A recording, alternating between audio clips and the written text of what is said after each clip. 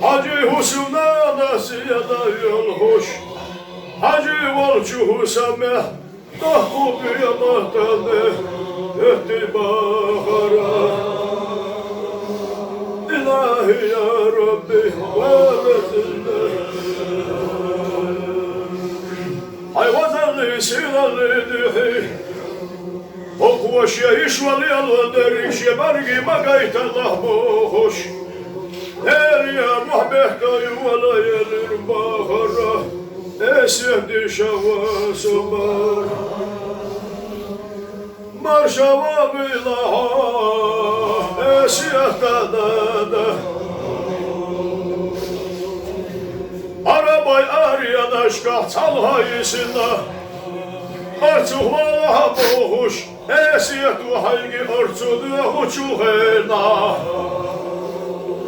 Nana da müsteliye uhuş Ağabul üçümeri Nehariye kuvariye hüdduş Çergi huhaldu hücuş Tabaha dalış Habiski diye zulmali Çuh belhine verim Maşava bilaha Esiyetana Maşalüye lilaha Subridana Ana bınamarda düşüş, inabarda sevücüş Ana bınamaz mehdiye büyülüş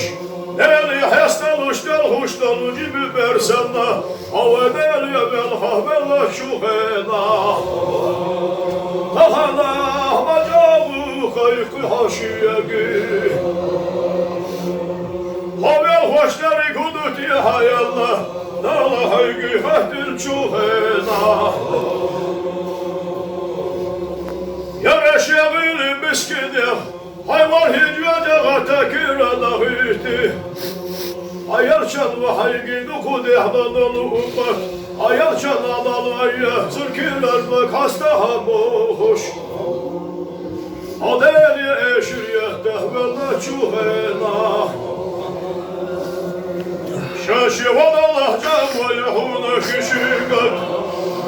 Ahşiyana hamile var şu yelçana ummaşyagi dukudi yakarna